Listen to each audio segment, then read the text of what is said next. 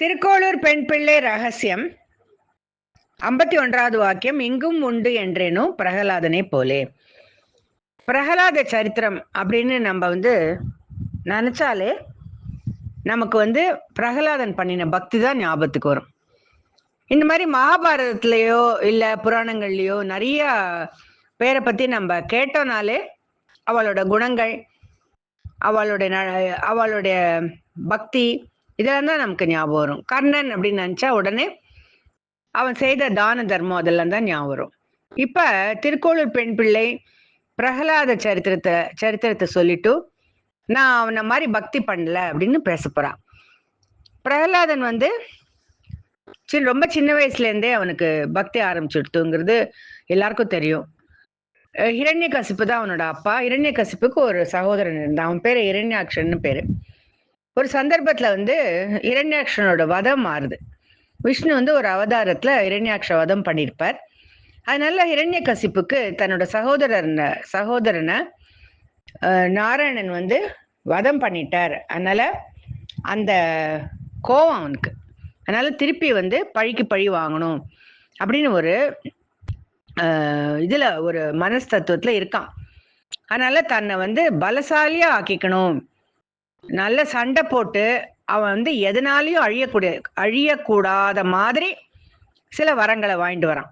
கடும் தபஸ் இருக்கான். அப்ப எந்த மாதிரி வரங்கள் அவன் வாங்கிட்டு வரான் அப்படின்னா, கார்த்தாலையும் அவன் சாகக்கூடாது, ராத்திரியும் சாகக்கூடாது, மனுஷனாலையும் சாகக்கூடாது, மிருகத்தினாலையும் சாகக்கூடாது, ஆணாலையும் சாகக்கூடாது, பெண்ணாலையும் சாகக்கூடாது, ஆயுதங்களாலேயும் சாகக்கூடாது, வேற எந்த விதமான அவனுக்கு தோணின எல்லா விதமான ஒரு பயப்படக்கூடிய ஒரு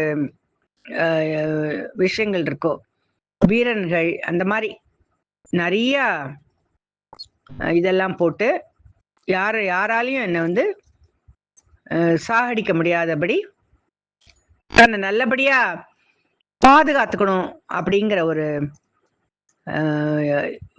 வரனை வாங்கிட்டு வரான். பாதுகாத்துக்கணுங்கிற மாதிரி பலசாலி ஆகணுங்கிறதுக்காக வரன் வாங்கிட்டு வரான்.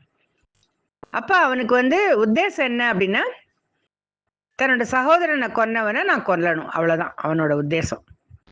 இப்ப அவனுக்கு ஒரு மகன் பிரகலாதன் சொன்னேன் இல்லையா. பிரகலாதன் கடவுள் பக்தன், ஹிரண்யகசிப்பு கடவுள் எதிரி. இவ ரெண்டு பேரும் ஒரே வீட்டுல இருக்கா.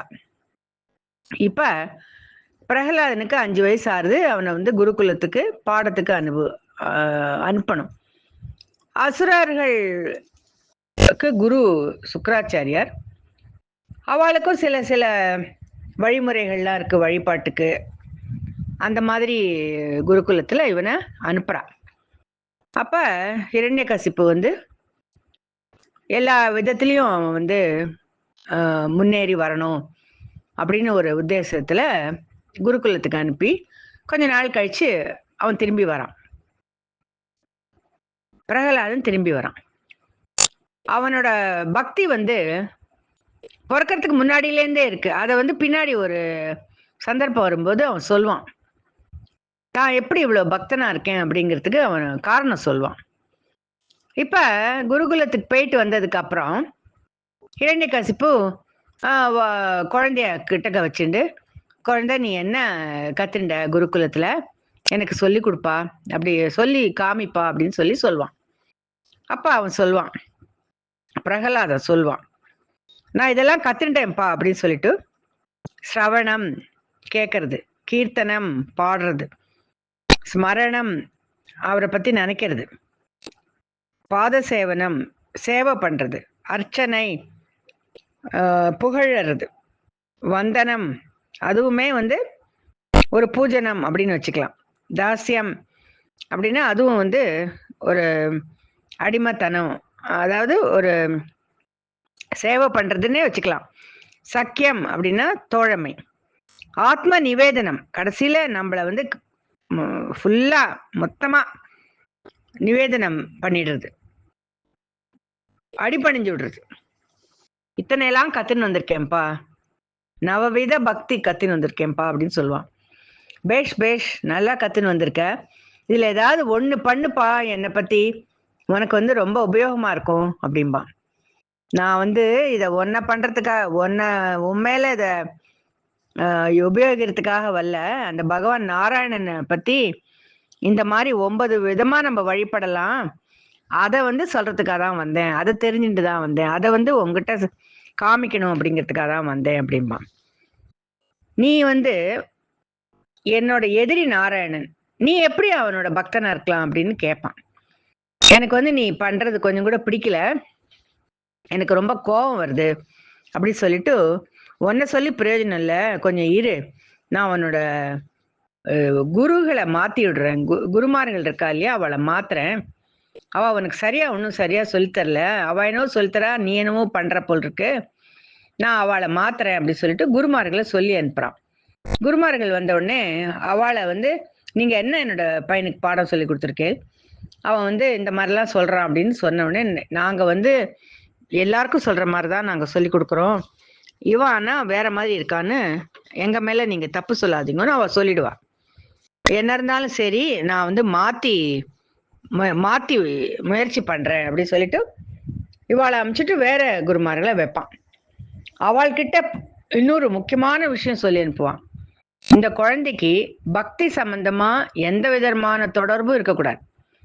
இந்த நாரதர் முனிவர் இந்த மாதிரி பக்தி பத்தி பேசுறவா அவள்லாம் யாருமே அவளோட தூசு கூட இவன் மேல விழக்கூடாது. அந்த மாதிரி நீங்க பார்த்துட்டு இவனுக்கு பாடங்கள்லாம் சொல்லி தரணுமாக்கும் அப்படின்னு சொல்லி அவன் அனுப்பி விடுவான். சொல்லி அனுப்புவான். அந்த குருமார்கள் அப்படியே ஆகட்டும் அப்படின்னு சொல்லிட்டு அவ போயிடுவா. திருப்பி அவளோட இதெல்லாம் ஆரம்பிப்பா, போதனைகள்லாம் ஆரம்பிப்பா. இந்த பையன் வந்து அதே மாதிரிதான் இருப்பான். அவ வந்து இந்த பிரகலாதன்ட்ட சொல்வா, இங்க பாரு, நீ வந்து இப்படியே இருந்தனா உனக்கு நிறைய பனிஷ்மெண்ட்லாம், உனக்கு நிறைய தண்டனைகள்லாம் கொடுக்க வேண்டி வந்துடும் போல் இருக்கு. நீ வந்து நாங்க சொல்றத வந்து சரியா பண்ணு. எப்போதும் நாராயண பக்தியில தான் இருப்பான். எல்லாரும் ஹிரண்ய கசிப்புவே நமக அப்படின்னா இவன் வந்து நம்ம நாராயணாயன்னு சொல்லிட்டு இருப்பான். அதனால இவளுக்கு வந்து என்ன பண்றதுன்னே தெரியல. அதோட இல்லாம இவளுக்கு வந்து ரொம்ப ஆச்சரியமாலாம் இருக்கும். இல்ல அந்த குழந்தைகள்லாம் யாரும் இல்லாத டயத்துல பிரகலாதன் கிட்ட, பிரகலாதா, நீ எப்படி வந்து கடவுள் பக்தி இவ்வளவு தூரம் உனக்கு உள்ள சின்ன வயசுல இருக்கு? நாங்களும் உங்க கூட தானே இருக்கோம். யாருமே வந்து இந்த மாதிரி உனக்கு பக்தி போதிச்சுதான் எங்களுக்கு தெரியவே இல்லையே. நீ மாத்திரம் எப்படி இப்படி பக்திமானா இருக்க அப்படின்னு பிரகலாதன் கிட்ட கேட்கும்போது அவன் சொல்வான், ஒரு சமயம் வந்து எங்க அப்பா தபஸ் பண்ண போயிருந்தா. அப்ப வந்து எங்க அம்மாக்கு சில விதமான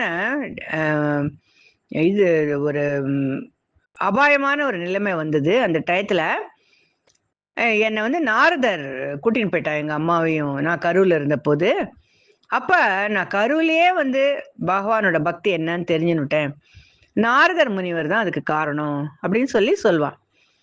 அப்ப இந்த குழந்தைகளுக்கெல்லாம் ரொம்ப இந்த கதையெல்லாம் கேட்கறதுக்கு ரொம்ப ஆச்சரியமா இருக்கும்.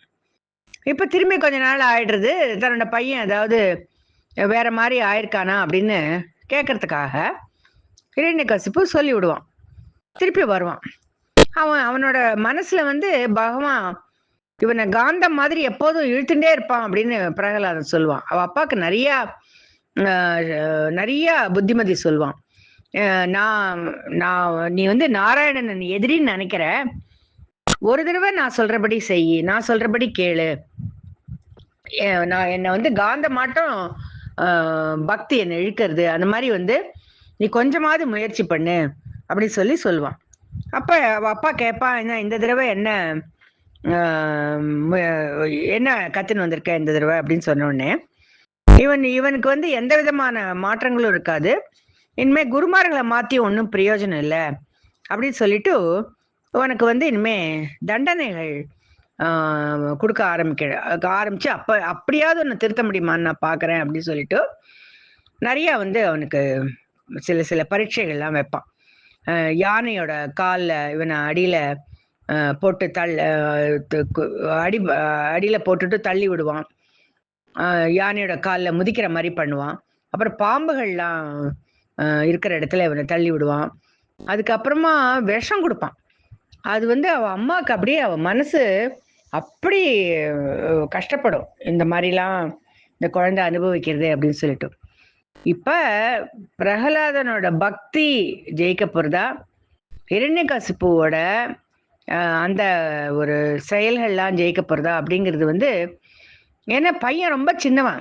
இவ்வளவு கொடூரமா வந்து செயல்கள் செய்யும்போது, இந்த குழந்தை எப்படி பொழைக்கும் அப்படின்னு எல்லாருமே ஒரு ஒரு ஆச்சரியமான ஒரு நிலையில தான் இருப்போம். அப்ப எந்த விதமான கஷ்டங்களும் அவனுக்கு அவன் கிட்டக்க நெருங்கவே முடியாம இருக்கு. அதுலேருந்து அவன் வெளியில வந்துருவான். அப்படியே தான் இருப்பான். ஒரு சேஞ்சும் இருக்காது அவன்கிட்ட. இப்ப அ இரண்யகசிப்புக்கு என்ன தோண ஆரம்பிச்சிரும் அப்படின்னா, இனிமே வேறவாள நம்பி பிரயோஜனம் இல்ல. இவ எல்லாரும் வந்து சின்ன குழந்தையா இருக்கு. அதனால நம்ப வந்து கொடூரமா எதுவும் செய்ய வேண்டாம். அப்படின்னு தண்டனைகள்லாம் சரியா குடுக்கலையோ என்னமோ, நம்மளோட ஆணைகள்லாம் அவ சரியானபடி நிறைவேத்தல. இனிமே வந்து நானே தான் என்னோட வேலைய செஞ்சுக்கணும்.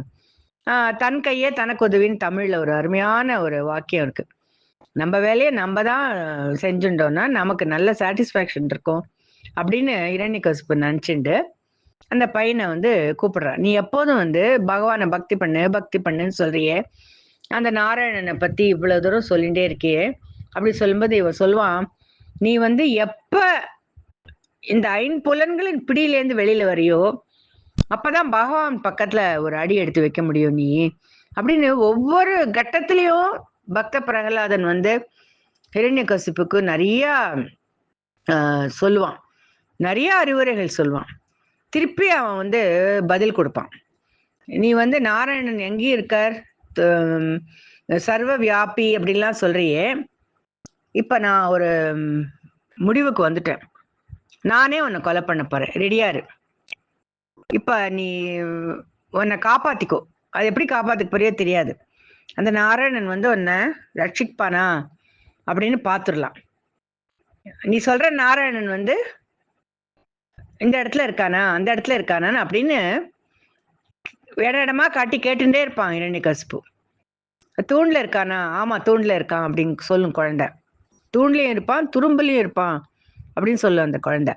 இப்ப இவன் பிரகலாதன் எந்த தூணை காட்ட போறானோன்னு தெரியாம பகவான் வந்து நரசிம்ம அவதாரத்துல எல்லா தூண்லயும் உக்காண்டு இருந்தார் அப்படின்னு ஒரு குறிப்பு கிடைக்கிறது. இதெல்லாம் கேட்கறதுக்கு வந்து ரொம்ப ஒரு பக்தி பண்ணினதுக்கு பகவானோட அருள் எப்படி இருக்கு அப்படின்னு சொல்லி நமக்கு ரொம்ப ஆச்சரியப்படுத்தக்கூடிய ஒரு நிகழ்ச்சிகள் இதெல்லாம். இப்ப இவன் என்ன மாதிரி வேண்டின்றானோ, எது எது மூலமாலாம் எனக்கு வந்து மரணம் வரக்கூடாது அப்படின்னு வேண்டினான் இல்லையா? அதனால கரெக்டா அவன் கேட்டபடியே கார்த்தாலையும் அவனுக்கு சாவு வரல, ராத்திரியும் சாவு வரல. சந்தியா காலம். அந்த மாதிரி ஒவ்வொரு விஷயத்தையும் சின்ன சின்ன விஷயத்தையும் கூட கரெக்டா எடுத்துண்டு அந்த ஒரு உருவத்துல அந்த டயத்துல நரசிம்ம அவதாரம் ஆப்புறது. இப்ப பிரகலாதன் வந்து பிரகலாதனை கொல்றதுக்கு வாழை உருவிடுவான். வாழை உருவினோடனே இந்த கம்பத்துல இருக்காரா பகவான்? உடனே ஆமா இருக்காருன்றான். அப்ப பார்க்கலாம் அப்படின்னு வாழை உருவும் போது அந்த கம்பம் வெடிச்சு அதுல இருந்து நரசிம்ம அவதாரமா பகவான் விஷ்ணு வருவார். அதுக்கப்புறம் மேற்கொண்ட கதை நமக்கு தெரியும். அப்ப இந்த பக்திக்கு என்ன அவனுக்கு வந்து பகவான் வந்து எப்படி அருள் பண்ணி இரண்யகசிப்பு எப்படி வதம் பண்ணினார் அப்படிங்கிறது நரசிம்ம அவதாரத்தோட இந்த பக்த பிரகலாதன் சரித்திரம் முடியும். அதுக்கப்புறம் நரசிம்ம அவதாரத்தை பத்தியே தனியா பேசணும்னா அதுக்கு வந்து நிறைய விஷயங்கள் இருக்கு. அதை பத்தி சொல்லணும்னா இந்த இந்த ஒரு வாக்கியத்துல நம்ம திருக்கோளூர் பெண் பிள்ளை என்ன சொல்ல போறா அப்படின்னா, இங்கும் உண்டு என்றேனோ பிரகலாதனை போலே அப்படின்னா, பிரகலாதன் எந்த மாதிரி பகவானை புரிஞ்சுட்டான், எல்லா இடத்துலயும் இருக்கான்னு அந்த அறிவு அவனுக்கு அவ்வளவு சின்ன வயசுல வந்தது. அவன் மாதிரி நான் பக்தி பண்ணி அந்த மாதிரி ஒரு அருள் எனக்கு கிடைச்சுதா? கிடைக்கலையே. அதனால நான் திருக்கோளூரை விட்டு வேற ஊருக்கு போறேன் அப்படின்னு சொல்ற மாதிரி இந்த கதை இங்க முடியுது.